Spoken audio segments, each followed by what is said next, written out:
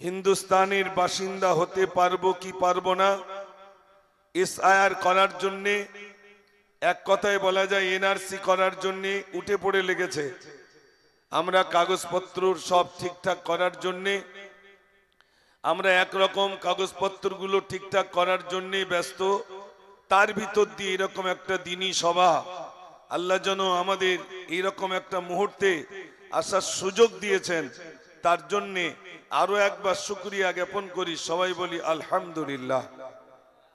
ভাইরা, আমাদেরকে জানতে হবে পরিস্থিতির মোকাবেলা। পরিস্থিতি এমন একটা সময় আমরা উপস্থিত হয়েছি, যে পরিস্থিতি, যে সময়টা বড় ভয়াবহ। চারিদিকে মানুষ বিবৃতি দিচ্ছেন, আলেম ওলামারা বিবৃতি দিচ্ছেন। কখনো বা দেখছি ইমাম মুয়াজ্জিনদের বিভিন্ন সংগঠন থেকে বিভিন্ন বার্তা, বিভিন্ন সংগঠন থেকে বার্তা, বিভিন্ন অ্যাসোসিয়েশন থেকে বার্তা, বিভিন্ন দিক দিয়ে মানুষকে বার্তা দিচ্ছেন। এইভাবে এই করতে হবে, এই করতে হবে, এই করতে হবে, এই বার্তাটা দিচ্ছেন। মনে রাখতে হবে আমরা হিন্দুস্তানের মুসলমান, আমাদের পূর্বপুরুষ এই হিন্দুস্তানে ছিলেন, আর আমরাও আছি। আগামীতে আমাদের বংশ পরম্পরায় তারাও থাকবে ইনশাআল্লাহ। আমাদের একটু জানতে হবে হিন্দুস্তানের বুকে আমরা যারা আছি, আমাদের পূর্বপুরুষ যারা বাংলাদেশের সঙ্গে বিনিময় করেছিলেন, অনেকেই তারা বাংলাদেশে চলে গেছেন। যখন বাংলাদেশ ভাগ হয় তখন আমাদের ছেড়ে অনেকেই চলে গেছেন, আমাদেরকে এতিম করে রেখে গেছেন। আমাদের এতিম বোঝেন ভাই? সেখান থেকে ভালো ভালো এখানকার শিক্ষিত বুদ্ধিজীবী মানুষগুলোকে ডেকে নিয়েছেন, তোমরা এখানে এসো, তোমাদেরকে চাকরি দেব। তাই চাকরি দেওয়ার নাম করে এখানকার বুদ্ধি সম্পন্ন মানুষ, এখানকার শিক্ষিত মানুষ সব চলে গেছেন বাংলাদেশে। রয়ে গেলেন কারা? ওই সমস্ত মুসলমান রয়ে গেলেন যাদের বাপের কবরটা ছেড়ে গেলেন না। আমরা যাব না আমাদের বাপের কবরটা ছেড়ে, আমাদের মসজিদ ছেড়ে যাব না, আমাদের ঈদগাহ ছেড়ে যাব না, আমাদের কবরস্থান ছেড়ে যাব না। তাই তানারা রয়ে গিয়েছিলেন, আমরা হলাম তাদের বংশের কলিজার টুকরা সন্তান। একটু জোরে বলুন না সুবহানাল্লাহ। আমাদের পূর্বপুরুষ যাননি, মসজিদ ছেড়ে যাননি। কেন? যদি কবরস্থান ছেড়ে চলে যায়, মায়ের কবরের পাশে ধারে এসে আর দুটো হাত তুলে কাঁদতে পারবো না, মায়ের কবরের পাশে এসে আজ জিয়ারত করতে পারবো না, বাপের কবরের পাশে এসে জিয়ারত করতে পারবো না। যদি চলে যায় তাহলে এই মসজিদ ছেড়ে যদি চলে যায়, মসজিদে আজান বন্ধ হয়ে যাবে। ওই বাপের তৈরি করা মক্তবটা ছেড়ে যদি চলে যায়, তাহলে এখানে কোরআন শিখনেওয়ালা বন্ধ হয়ে যাবে। তাই আমাদের পূর্বপুরুষ তানারা বাংলাদেশে যাননি, বরং এখানে রয়ে গিয়েছিলেন। আজকে উদ্বাস্তু হিসাবে আমাদেরকে, মুসলমানদেরকে কলকাতার বুকে বিভিন্ন সাংবাদিকদের সামনে আমাদেরকে বলা হচ্ছে জিহাদি, বলা হচ্ছে সন্ত্রাসী, বলা হচ্ছে মৌলবাদী, বলা হচ্ছে লুঙ্গি পরা, বলা হচ্ছে জঙ্গি। কই এর কোনো প্রতিবাদ হয়েছে বলে মনে হয়? একটু কথা বলেন না আমার সাথে। কোনো প্রতিবাদ নেই। আচ্ছা আপনারা বলুন, আমরাই ভোট দিয়েছি যাদের, এক কথাই যদি বলা যায় আমরা যাদেরকে এমপি বানিয়েছি, আমরা যাদেরকে প্রধানমন্ত্রী বানিয়েছি, আমরা যাদেরকে মুখ্যমন্ত্রী বানিয়েছি, আমাদেরকে বারে বারে কখনো টাকার বদল, কখনো এনআরসি, কখনো এসআইআর, কখনো এমপিআর, এইভাবে আমাদেরকে বিভ্রান্তি করছে না করছে না? একটু কথা বলেন। করছে। এই যে জলসাটা দিচ্ছেন, এই জলসাটাও করতে তারা নিষেধ করছে, জলসা পর্যন্ত বন্ধ করে দিচ্ছে। জানেন, এই জলসাকে বন্ধ করার জন্য একদল মুসলমানকে লিলিয়ে দিচ্ছে, মুসলমানকে লিলিয়ে দেওয়া হচ্ছে, জলসা বন্ধ করে দাও। কেন না? জলসায় মানুষকে সচেতন করা হচ্ছে, জলসায় মানুষকে বোঝানো হচ্ছে, তারা যাতে বুঝতে পারে, আগামী দিনে যাতে সুস্থভাবে চলতে পারে, তার জন্য এই জলসাগুলোকে বন্ধ করছে, জানে একটা আলেমের পিছনে হাজার হাজার জনতা রয়েছে। আছে না নাই ভাই? একটা আলেম যদি বক্তব্য রাখে, হাজার হাজার মানুষ, হাজার হাজার মানুষ সেখানে। তাই আলেমদের কণ্ঠকে স্তব্ধ করার জন্যে, আলেমদের কণ্ঠকে বন্ধ করার জন্যে চক্রান্ত করছে। আশা করা যায় এই সুলতানপুরের ময়দান থেকে আমরা প্রতিবাদ করি, আমরা প্রতিবাদ জানাই। আলেমদের কণ্ঠকে স্তব্ধ করা যায়নি, যাবে না। এইরকম দ্বীনি মজমাকে বন্ধ করা যায়নি, আর যাবে না ইনশাআল্লাহ। আমরা আগামী দিনে আরো একত্রিত হয়ে এরকম জলসা আমরা চালিয়ে যাবো ইনশাআল্লাহ। রাজি আছেন তো ইনশাআল্লাহ? তাহলে একবার তাকবীর জোরে দেন দেখি, নারে তাকবীর। ওয়াল্লাহ, এরকম জোরে কেন ভাই? এ তো পয়সা কড়ি দেবে না, তাহলে একটু জোর হবে না? নারে তাকবীর। আর একটু জোরে দেন, নারে তাকবীর। আসুন আমরা প্রথমেই মহান রবের শুকরিয়া করি যে আল্লাহ আমাদেরকে সুস্থ রেখেছেন, সবল রেখেছেন, ভালো রেখেছেন, সুখে রেখেছেন। সেই আল্লাহর শুকরিয়া আদায় করি। আরো একবার আমরা সবাই সমস্বরে বলি আলহামদুলিল্লাহ। আজকে জলসায় বৃষ্টি হয়েছে। অন্যান্য দিনের তুলনায় অন্যান্য বছর জলসা দিলে যতটা আল্লাহকে ডেকেছেন, তার থেকে এবছরে বেশি আল্লাহকে কমিটির লোক বেশি ডেকেছে না ডাকিনি ভাই?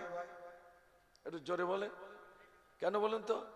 আল্লাহ কি হবে, এই পানি হচ্ছে, কি হবেন তা ঠিক নেই। আচ্ছা বলেন তো, মানুষ বিপদে বেশি আল্লাহকে ডাকে না সুস্থ আল্লাহতে বেশি ডাকে? বিপদে পড়লে। পানি দিয়েছে আর কমিটির ছেলেরা শুধু আল্লাহ আল্লাহ আল্লাহ আল্লাহ করেছে, আল্লাহ তাতে বেশি খুশি হবে না? হবে না? খুশি হবে। এই যে পানি দিয়েছেন আল্লাহ, আসমান থেকে পানি বর্ষণ হয়েছে। আমাদের মুখ্যমন্ত্রীর কিছু মন্ত্রী আছে, একটা হলেন আপনার খাদ্যমন্ত্রী, আছে না নাই? খাদ্যমন্ত্রী আছে, রেল মন্ত্রী রয়েছে, বিভিন্ন দপ্তরের মন্ত্রী আছে। আল্লাহর কিছু মন্ত্রী আছে কিরকম? এই পানি দেওয়া মন্ত্রীর নামটা একটু বলেন দিন। এসব চুপ করে বসে রয়েছে। এই যে পানিটা দিয়েছে সে মন্ত্রীর নাম কি? হ্যাঁ, হযরতে মিকাইল আলাইহিস সালাতু সালামকে আল্লাহ দায়িত্ব দিয়েছেন পানির দায়িত্ব। আর একজন মন্ত্রীর দায়িত্ব সিংহায় মুখ দিয়ে রেখেছেন, তার নাম কি? হযরতে ইসরাফিল আলাইহিস সালাতু সালাম। আর একজনের আল্লাহ দায়িত্ব দিয়েছেন নবীদের কথাগুলো, আল্লাহ নবীদের আল্লাহর কথাগুলো নবীদের কাছে পৌঁছে দেওয়া, তার নাম কি? জিবরিল আমিন আলাইহিস সালাতু সালাম। আর একজনের নাম সবাই জানে, আসবে জান পাখিটা ছিঁড়ে নিয়ে চলে যাবে, নাম কি? এর নাম, হ্যাঁ ওই দেখেন বাচ্চাটা বলতে আজরাইল। ইয়ে মন্ত্রী সবাই জানে নাম। তো আমি পানি হলো রহমত, পানি হলো রহমত। মদিনায় একটা মসজিদ আছে, মসজিদটার নাম মসজিদে গামামা।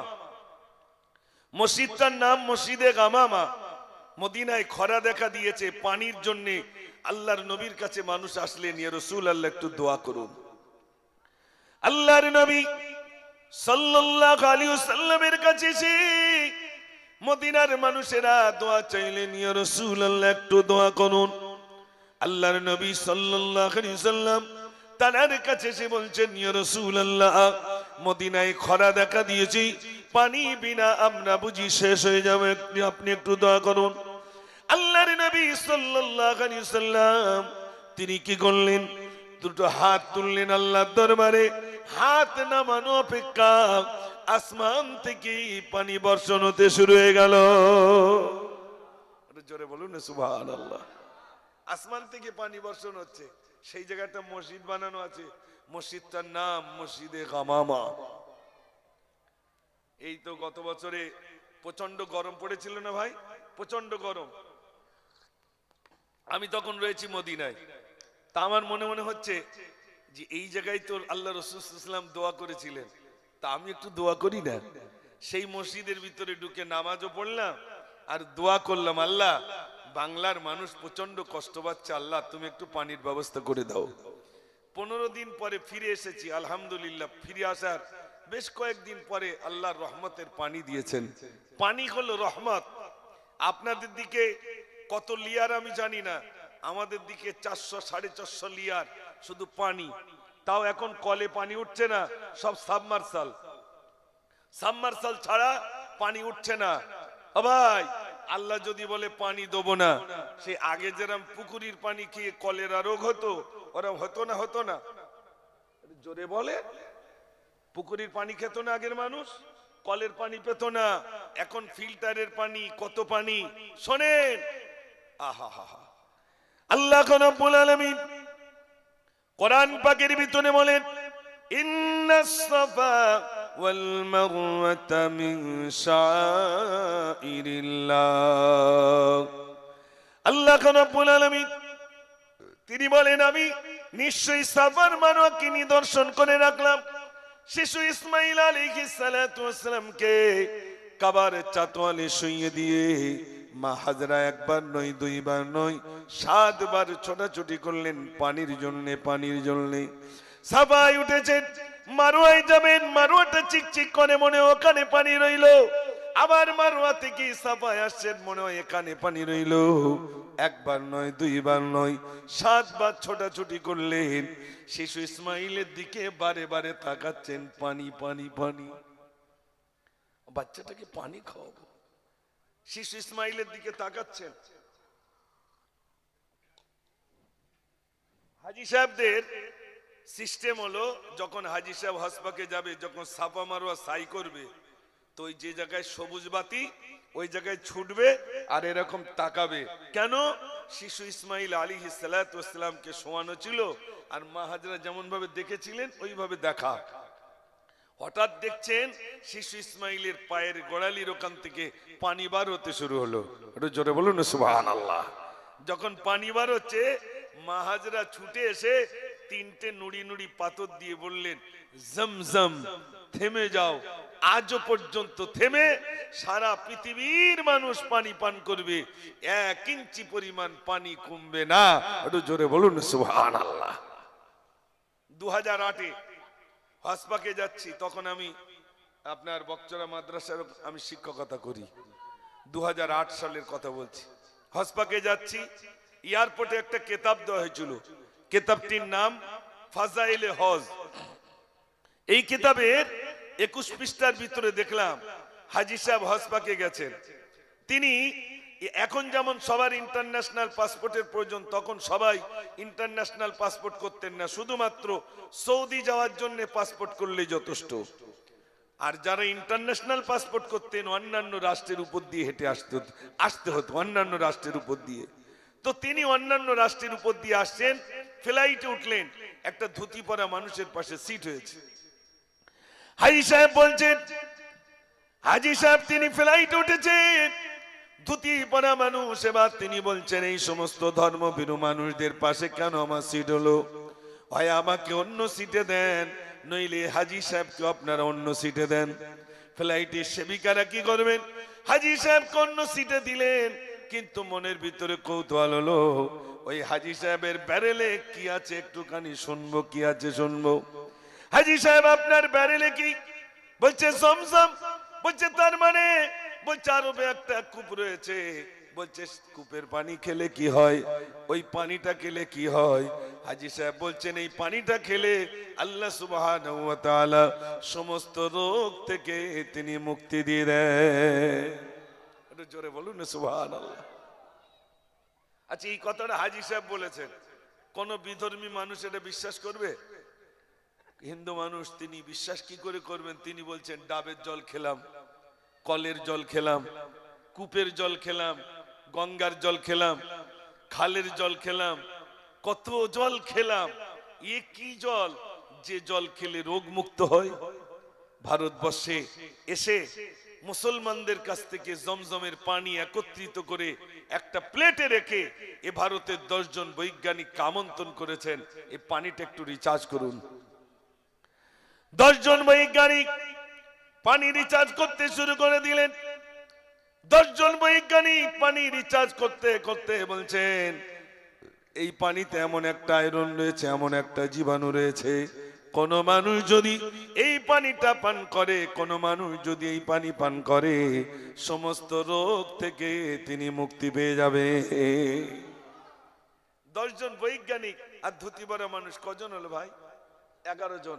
11 জন তখন বলছে মুসলমানের পানি যদি এত স্বচ্ছ হয়, মুসলমানের পানি যদি এত স্বচ্ছ হয়, মুসলমানের পানি যদি এত সুন্দর হয়, না জানি তাদের ধর্মটা কত সুন্দর।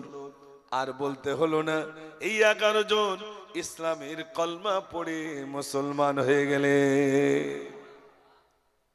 মুসলমানের শুধু পানি দেখে কলমা পড়েছে। আর এখন মিনাকা থানায় গিয়ে দেখেন 10 জনের ভিতরে থানার লকাবে যদি 10 জন থাকে, 8 জন কি জোরে বলে 8 জন মুসলমান। চলে যান বসিরহাটে জেলখানায়, বসিরহাট জেলখানায় গিয়ে দেখেন 300 যদি থাকে 250 জোরে বলেন মুসলমান। ওই বকচরাই লটারির দোকানে চলে যান, সেখানে প্রত্যেক দিন যা লটারি কাটছে 100-র ভিতরে 80% একটু জোরে বলেন মুসলমান। সাল্লি আলা, সবাই পড়েন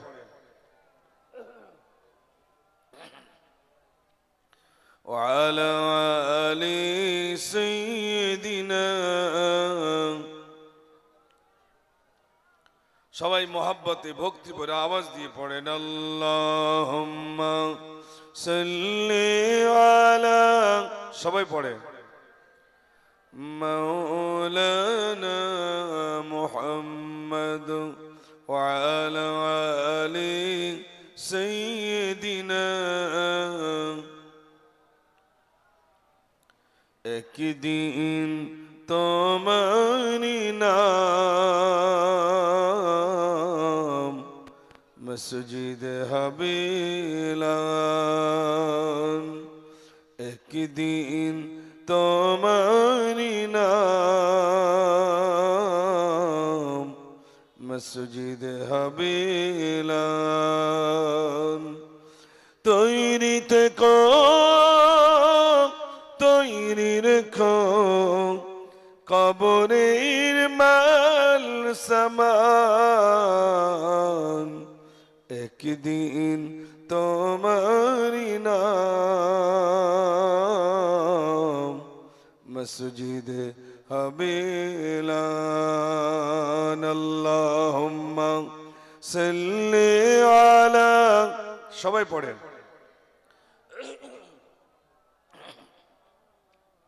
وعلى آل سيدنا। মদিনার মাটি যদি পাই রাসূলুল্লাহ, সুরমা করে দেব বারবার। মদিনার মাটি যদি পাই রাসূলুল্লাহ, সুরমা করে দেব বারবার।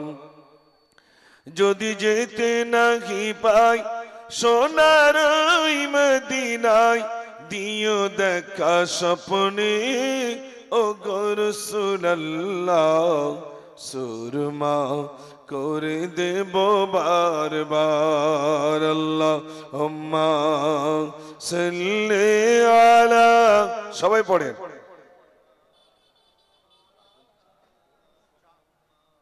وعلى آل سيدنا সাল্লাল্লাহু আলাইহি সাল্লাম। সম্মানিত আজকে সবার স্বনামধন্য সভাপতি সাহেব, বিশেষ করে অসহায় মানুষদের এক কথায় বলা যায় সেবক, আমার খুব মহব্বতের, আমার খুব প্রাণ প্রিয় জনাব হযরত মাওলানা জুনায়েদ সাহাব দামাত বারকাতুহুম আলিয়া, এবং সামনে উপবিষ্ট জ্ঞান পিপাসু দিনদার ইমানদার আল্লাহওয়ালা বাবাজিরো ভাইরা, আল্লাহ সুবহানাহু ওয়া তাআলার প্রতি প্রশংসা যে আল্লাহ আমাদেরকে দুনিয়ার সমস্ত কর্ম থেকে দূরে রেখে তানার পুত ও পবিত্র ধর্মসভায় বসার মতো, শোনার মতো, বলার মতো যে আল্লাহ সুযোগ করে দিয়েছেন, সেই মহান স্রষ্টার প্রতি শুকর আদায় করি। সবাই সমস্বরে ভক্তি ভরে প্রাণ ভরে উচ্চ আওয়াজে বলি আলহামদুলিল্লাহ। তারপরে জানাই সৈয়দুল মুরসালিন সৈয়দুল কাউনাইন খাতামুন নবিয়্যিন জনাবে মুহাম্মদুর রাসূলুল্লাহ, সকলে বলুন সাল্লাল্লাহু আলাইহি সাল্লাম। তানার প্রতি অগণিত দরুদ ও সালাম বর্ষিত হোক, সকলে বলুন আল্লাহুম্মা আমিন। ভাইরা, আজ আমরা এমন একটা সময় উপস্থিত হয়েছি যে সময় চারিদিকে বিশেষ করে বাংলার মুসলমান তাদের অন্তরের ভিতরে একটা ডর, একটি ভয় যেন বিরাজ করছে। কেন না, আর মাত্র কয়েকদিন পর